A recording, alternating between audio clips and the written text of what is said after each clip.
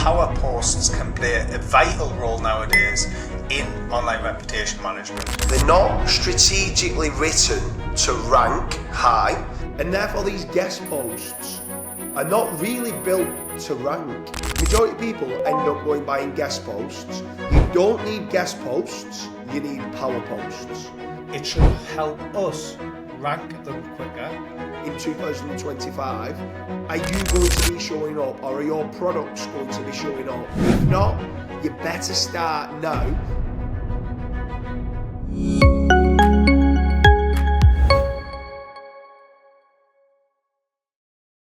Hi guys, Karl here from Searchu, and I'm joined with my business partner James. And in today's video we're going to chat about online reputation management, but specifically how power posts can play a vital role nowadays in online reputation management.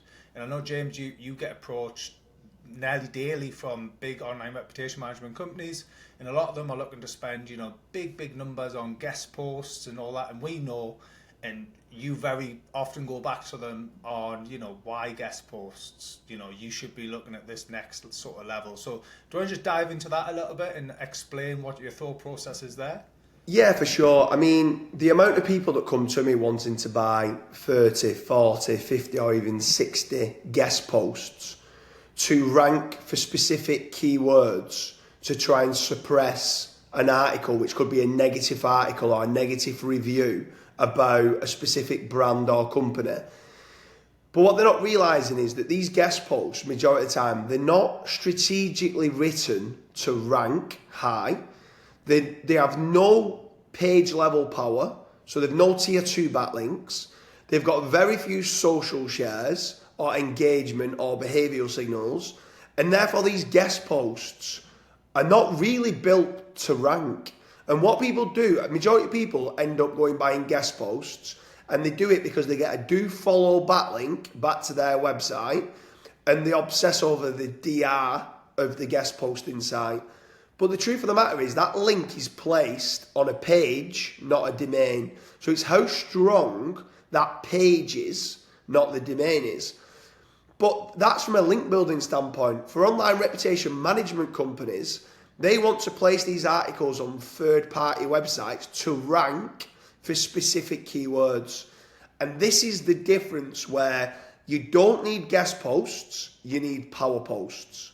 So can you explain to people in a bit more depth, Karl, what is a power post? Yeah, so the concept, I believe we came up with in a bar. Yeah, Typical story. Yeah. But the idea is, we were fed up of people just using guest posts and publishing, and then you deliver it to a customer. Customer says, great, there's a do follow link there, tick.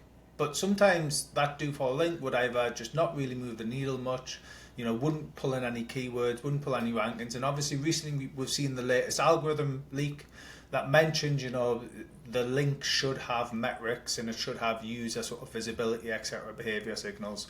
So what we this was a good few months ago now, we envisioned the power post to be essentially a guest post but on steroids, where we go out, we develop an entire article or piece on whatever keyword it is. It has all the NLP entities, it is as long as it needs to be to hopefully get ranking. We then do research into our lists or what's ranking, and see if we can get a placement on these websites.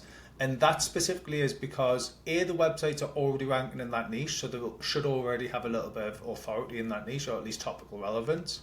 And B, it should help us rank them quicker, and at the same time it'll help contribute to the webmaster because he's already in that niche, so it's very, very relevant for his website as well. So we're going to rank quicker, we're going to rank quicker, get more visitors, and hopefully help the webmaster with those more visitors, help the webmaster actually improve his website and things. So that's the whole concept behind it. I think also the big part of this is it's not just about writing the content to be NLP optimized. It is hitting it with tier 2 backlinks. Those tier 2 backlinks now are within Searcheroo, they're link inserts or niche edits.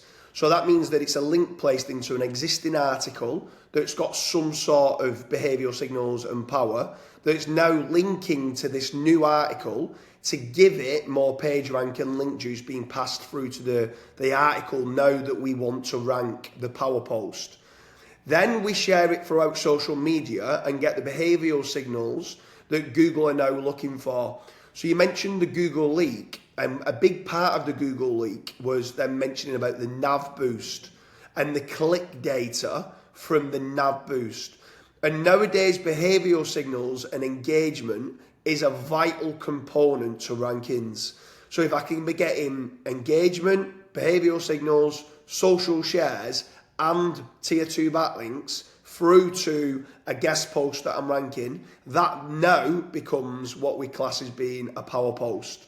Some people used to call it parasite SEO, but I hate the term parasite SEO because we're not leveraging somebody else's site that it's at the loss of the webmaster that we've placed the link on. Actually, a lot of these webmasters, when we start to do these power posts, are asking us to return to write more articles on their website because it's the best content that they've got on the site. It's driving engagement signals, it's getting links, and it actually becomes their most powerful page on their site. So they're actually asking us to return to come back to write for them again. And it's the whole trying to rank it to mainly for online reputation management companies to suppress negative articles, but it's not only for reactive online reputation management, it's also for proactive reputation management companies. So have you ever gone and searched your company name and put review? Have you ever gone and searched your company name or brand and put testimonials? Have you ever gone and searched, is your brand legit? Or your brand with scam after it? All of those terms you should be searching and making certain there's no negative stigma around your brand or company, or as you as an individual as well. So as an entrepreneur and a business owner, what does your brand SERP look like? Is that the messaging that you want to show people? Or do you want it as a more positive branding kind of search engine results page? If you want it to be more positive, go and get yourself some power posts and start controlling the narrative of exactly what you want to be said online that's ranking for either your name, your company name, your brand, any sort of reviews and stuff like that. So Karl, I don't think you can expand on, with regards to power posts, why so many brands now are coming to us and asking us to rank for affiliate-based kind of keywords. Yeah, I think you've kind of hit the nail on the head with what you mentioned before, but with affiliate type keywords, a lot of them, it might be a brand that own, let's say, a Hoover. So let's pick, I don't know, Shark Hoovers, and they might have a specific product model, and then they might have an affiliate network or be on like Share a Sale, Commission Junction, something like that, and they're paying affiliates to essentially rank for their model name plus review, or model name plus reviews or whatever, or best Hoover, etc. And they're then losing commissions, right, to these affiliates, when the reality is a lot of these bigger brands, they could get a power post done and actually control or even use their affiliate network for tracking purposes, but they could actually control their own narrative for quite an affordable amount of money versus years and years of paying affiliates out commissions. And that's kind of where we're getting approached now from brands to take control of their product review narratives, and it seems to be helping quite a bit. I think another big one as well there that you spoke on, so let's say using the example of Shark and vacuums, right? So if Shark, his biggest competitor was Dyson as a vacuum, both of them two suppliers of vacuums, right? And Shark's got a model, and it's and there's a really close model that Dyson have got. What Shark could also be doing is trying to rank for the Dyson product code versus their product code. So that if anyone starts to search for Dyson 1234X, I've just made that product code up, and you put versus Shark 1924Y, right? And you was comparing them, and obviously you can control the narrative to say that the Shark vacuum is a better solution. Next minute you're brand jacking and you're ranking for your competitors' terms and bringing them over to your own brand. And that's also what affiliate marketers do very well. But also, the amount of affiliates that if they ever did get switched off or affiliate commission started to drop, that might change that review from a 5-star review to a 1-star review, and know your brand review corpus looks negative, you've got to sort that out. You've got to make certain that if someone's searching for any product, that you've got that positive brand SERP that's coming up. So every single one, 1, 2, 3, 4, 5, 6, 7, 8, 9, 10, in Google search or in Bing search, or even in YouTube search you should be looking for as well, but mainly in Bing search and YouTube, Google search, you should be trying to control that narrative in having a positive review about all your products. So the versus is a great one as well. And I think another good thing off the back of all of this, obviously we're now in the age of AI, and obviously AI is pulling a lot of this data in, and if you're putting a lot of, increasing the positive intent around your products, when people are getting content wrote, there's a higher chance or high probability of that content is actually being placed against or created from these power posts that you've made. So therefore you're going to get the exact same repetition of all of the different positives of the products. Yeah, and I think one last part to it as well, now you're touching upon AI, is if you start touching upon the knowledge panels. So more and more Google are moving towards it being an entity-based algorithm, and they're moving slightly away from link-based to entity-based.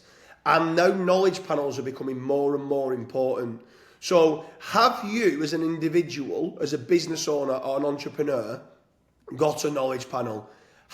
Is your knowledge panel now showing up when you go typing in certain keywords like SEO experts 2024, list of SEO experts in 2025, or whatever you are as an individual? Are you a guru, an expert, an influencer, a mentor, a consultant, whatever it is? Can you start to get your knowledge panel to show up for those type of terms without even having to click through to any website? That's all now part of online reputation management as well. And if you can start creating the power posts where you're being mentioned alongside competitors, or you're being mentioned alongside other influencers or entrepreneurs in your space, that's going to strengthen your own knowledge panel. So it's about knowledge panel optimization, AI algorithm optimization. So if someone starts to write anything about next year in 2025, are you going to be showing up, or are your products going to be showing up? If not, you better start now creating those power posts that can start feeding the AI to give the information, so that when people now are starting using AI to write content, they're writing in a positive sentiment about you as an individual, or your brand, your products, or any services that you're looking to do. Is there anything else that I've missed out on Power Post, Carl? No, I think that's quite it's quite a good summary. Yeah. If you're looking to generate and get some of these power posts being done, head over to searcheroo.com. You'll see in the nav bar, or just go searcheroo.com/power posts. Hit us if you're not certain of what type of keywords to go after. Drop us a message. Drop a comment in the comment section if you've started using some sort of power posting and trying to leverage and improve your own branding online.